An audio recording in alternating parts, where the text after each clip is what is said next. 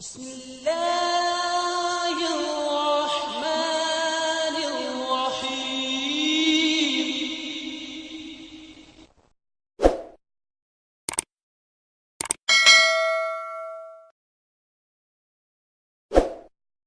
ہوں کہ جیسا کہ میں نے بتایا کہ آج جب ہم دنیا کو دیکھتے ہیں تو ایک بڑی تعداد میں لوگ دہریت کی طرف مائل ہو رہے ہیں، خاص طور پر نوجوانوں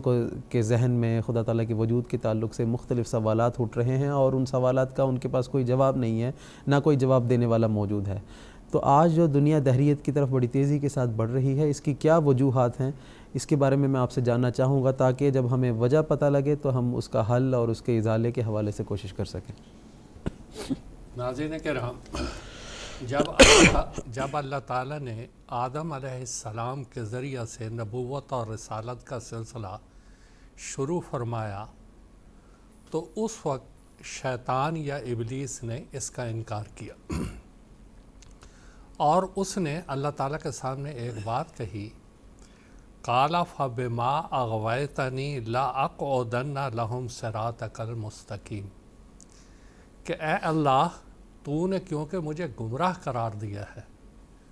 اب میں اس کے رد عمل کے طور پر تیرے اور تیرے بندوں کے درمیان ہمیشہ حائل رہوں گا، اور تیرے بندوں کو تجھ تک نہیں پہنچنے دوں گا، تو اس بات کی مجھے اجازت دے۔ تو اللہ تعالیٰ نے اسی کو امتحان قرار دیا اور اس کو اجازت دے دی۔ اللہ تعالیٰ نے فرمایا کہ بندوں میں سے جو تیری اتباع کرے گا اور تیری باتوں کے پیچھے چلے گا، اس کا انجام اچھا نہیں ہوگا، میری ناراضگی اس کے منہ سے آئے گی، اور جو تیری باتوں کو درکنار کر کے صراط سیدھے راستے پہ چلے گا، وہ مجھ تک پہنچ جائے گا۔ یہی وہ سلسلہ ہے جو آدم علیہ السلام سے لے کے آج تک شروع ہوا۔ انسانوں کے ذہنوں میں فی صدور الناس، خناس نے ایسی ایسی باتیں ڈالی کہ وہ ان کو اللہ سے دور کرتا رہا۔ اب جو بات آج زیر بحث ہے اس کے بارے میں بات کرتے ہیں۔ 1,24,000 انبیاء اس دنیا میں آئے، حضور صلی اللہ علیہ وسلم کی حدیث کے مطابق۔ سینکڑوں ہزاروں اولیاء اللہ، صوفیاء، بزرگان امت محمدیہ میں آتے رہے، اور حضور سے پہلے دوسرے مذاہب میں آتے رہے۔ جو اپنے زمانہ میں سب سے زیادہ سچے اور امین، اور ان کے اوپر کوئی ایسا داغ نہیں تھا کہ انہوں نے زندگی میں کذب بیانی کی ہو، ان سب نے متفقہ طور پہ ایک بات جو کہی وہ یہ کہ اللہ موجود ہے، اللہ نے ہمیں بھیجا ہے، اللہ کی طرف سے ہم آئے ہیں، تم اللہ تعالیٰ کی عبادت کرو۔ یہ ہر ایک نے آ کے کہا، اور یہ کہا کہ اللہ تعالیٰ نے ہمیں بھیجا ہے، اور ہم اس بات کی گواہی دیتے ہیں کہ اللہ تعالیٰ موجود ہے۔ آج کی دنیا، آج کا نوجوان سب سے پہلے بڑے ادب سے یہ عرض ہے کہ 1,24,000 انبیاء، اولیاء، اس کے علاوہ جتنے بھی ہیں، کیا ان سب کو جھٹلا دیا جائے گا اور یہ کہا جائے گا کہ یہ سارے کے سارے العیاذ باللہ، نعوذ باللہ، غلط بیانی سے کام لیتے تھے؟ اللہ موجود نہیں ہے، اللہ دعاؤں کو سنتا نہیں ہے، اس کی عبادت ضروری نہیں ہے؟ یہ بالکل غلط بات ہے، یہ صحیح بات نہیں ہے۔ اب سب سے پہلی بات ہم لیتے ہیں کہ دہریت پیدا کیسے ہوتی ہے۔ دہریت، الحاد، ملحد، یہ لفظ وہ ہیں، اس کے معنی اللہ سے دور ہونا، اللہ کا انکار کرنا، اس کو دہریت کہا جاتا ہے۔ موجودہ زمانے میں اس کو سب سے زیادہ بڑھاوا اشتراکیت سے یا کمیونزم سے ملا، جنہوں نے یہ کہا نہ اللہ ہے، نہ مذہب ہے، نہ کچھ اور چیز ہے۔ یہ جو فلسفہ دنیا کے سامنے آیا، اس نے نوجوانوں کو زیادہ متاثر کیا، اور اس کی وجہ یہ تھی کہ ایک مادی ترقی، ایک علمی ترقی، ایک سائنسی ترقی، اس نے ایک انسان کو مغرور بنا دیا، گھمنڈی بنا دیا، تکبر اس کے ذہنوں میں پیدا کر دیا کہ ہم نے بہت سی ایجادات کی ہیں، ہم نے بہت سی نئی چیزیں دریافت کی ہیں، فلک میں بھی، زمین میں بھی، ہر میدان میں ہم نے ترقی کی ہے۔ لیکن یہ انسان بھول گیا کہ یہ جو کچھ ترقیات ہوئیں، جو ایجادات ہوئیں، یہ اللہ تعالیٰ کی منشا اور مرضی کے مطابق ہوئیں، اس سے باہر نہیں ہوئیں، کیونکہ اللہ تعالیٰ نے صاف طور پہ فرمایا وَلَا يُحِيطُونَ بِشَيْءٍ مِّنْ عِلْمِهِ إِلَّا بِمَا شَاءَ۔ جس کو اللہ تعالیٰ جتنا علم دینا چاہتا ہے اسی کا وہ احاطہ کر سکتے ہیں۔ اللہ تعالیٰ کی منشا سے ہٹ کر انسان کبھی ترقی نہیں کر سکتا۔ آج جو انسان ترقی کر رہا ہے، کیا یہ 100 سال 300 سال 400 سال 500 سال پہلے اللہ تعالیٰ لوگوں کے دماغ میں نہیں ڈال سکتا تھا؟ ان کی اس طرح رہنمائی نہیں کر سکتا تھا؟ نہیں، اللہ تعالیٰ نے ایک وقت رکھا ہوا تھا،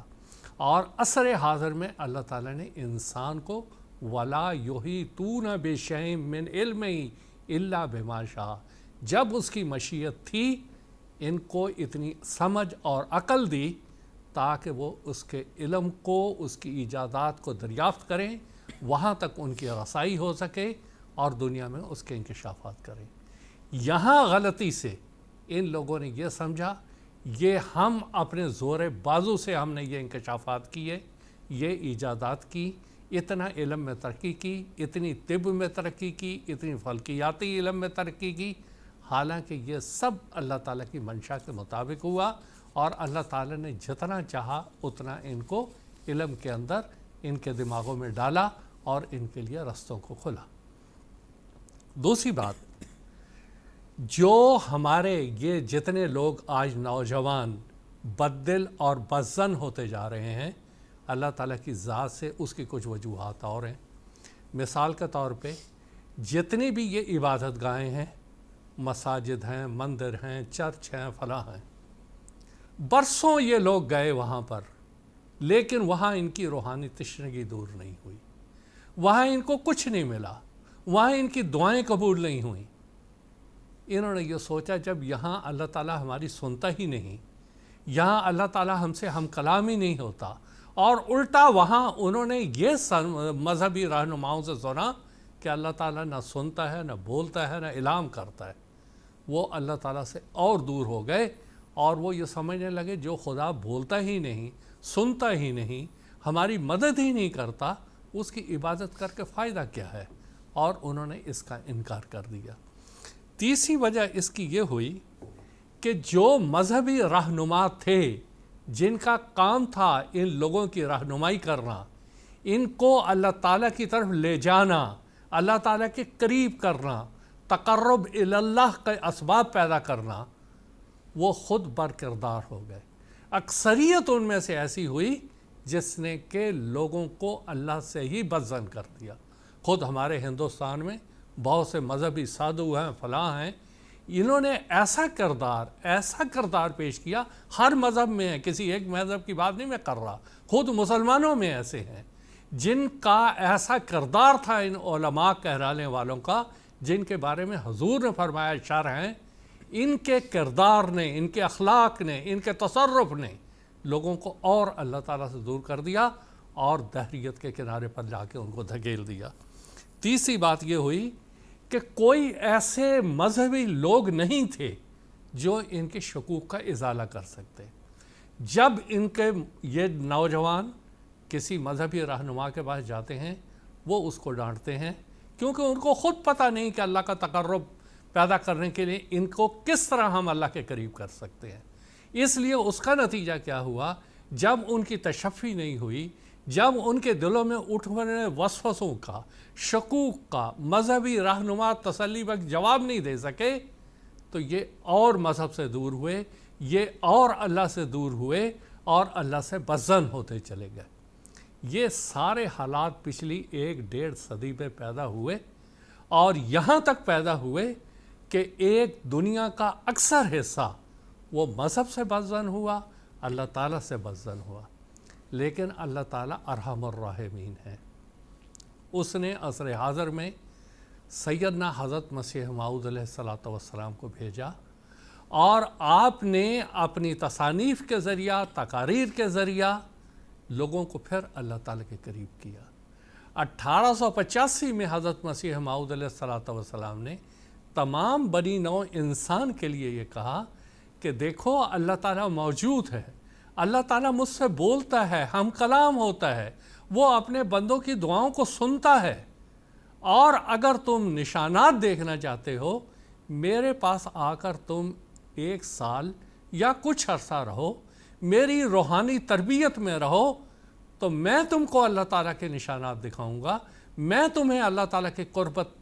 تک لے جاؤں گا، اور تم محسوس کرو گے کہ اللہ تعالیٰ تم سے بولتا ہے۔ چنانچہ ایسے بہت سے واقعات یہاں ہوئے، بہت سے لوگ یہاں آئے اور انہوں نے حضرت مسیح علیہ السلام کی صحبت اختیار کی، اور صحبت اختیار کرنے کے نتیجے میں اللہ تعالیٰ کے وہ قریب ہوئے، اللہ تعالیٰ کے وہ عبادی الصالحون ہوئے، اور اللہ تعالیٰ سے وہ ہم کلام ہوئے، اللہ تعالیٰ نے ان کی دعاؤں کو سنا، اور حضرت مسیح موعود علیہ الصلاۃ والسلام نے تمام لوگوں کو مخاطب کرتے ہوئے ایک درد بھری آواز اسی قادیان سے بلند کی، اور حضرت مسیح صاحب نے فرمایا اللہ تعالیٰ کے بارے میں، خاص طور پہ ان لوگوں کے بارے میں حضور نے ان کو فرمایا، کیا ہی بدبخت وہ انسان ہے جس کو اب تک یہ پتہ نہیں کہ اس کا ایک خدا ہے جو ہر چیز پر قادر ہے۔ ہمارا بہشت ہمارا خدا ہے، بہشت کی ہمیں ضرورت نہیں ہے، سب سے اعلیٰ چیز وہ اللہ تعالیٰ کی ذات ہے۔ حضور فرماتے ہیں ہمارا بہشت ہمارا خدا ہے، ہماری اعلیٰ لذات ہمارے خدا میں ہیں، کیونکہ ہم نے اس کو دیکھا۔ یہ ہے فرق۔ کوئی ایسا انسان نہیں تھا جو یہ کہہ رہا ہو، یہ اعلان کر رہا ہو کہ میں نے دیکھا۔ یہ حضرت مرزا غلام احمد صاحب ہی تھے عصر حاضر میں جنہوں نے ببانگ دوحل یہ اعلان کیا، کیونکہ ہم نے اس کو دیکھا، ہر ایک خوبصورتی اس میں پائی۔ یہ دولت لینے کے لائق ہے اگرچہ جان دینے سے ملے، یہ لال خریدنے کے لائق ہے اگرچہ کہ تمام وجود کھونے سے ملے۔ اے محروموں جو دور چلے گئے ہو، اے محروموں اس چشمہ کی طرف دوڑو، وہ تمہیں سیراب کرے گا، یہ زندگی کا چشمہ ہے جو تمہیں بچائے گا۔ میں کیا کروں اور کس طرح اس خوشخبری کو دلوں میں بٹھا دوں، کس دف سے میں بازاروں میں منادی کروں کہ تمہارا یہ خدا ہے تا لوگ سن لیں، اور کس دوا سے میں علاج کروں تا سننے کے لیے لوگوں کے کان کھلیں۔ یہی قادیان ہے جہاں سے حضرت مسیح موعود علیہ السلام نے آواز دی اور منادی کی کہ آؤ میں تمہیں خدا کے قریب کروں گا۔ آج بھی یہ آواز بلند ہے، 200 سے زائد ممالک میں یہ آواز پہنچی، اور حضرت مسیح موعود اور آپ کے خلفاء کی بدولت اللہ تعالیٰ کے فضل سے ہزاروں لاکھوں اللہ تعالیٰ تک پہنچے اور پہنچ رہے ہیں۔ وہ نوجوان جن کے دلوں میں کچھ شکوک ہیں وہ آئیں، جماعت سے رابطہ کریں، انشاءاللہ سارے شکوک ان کے دور ہو جائیں۔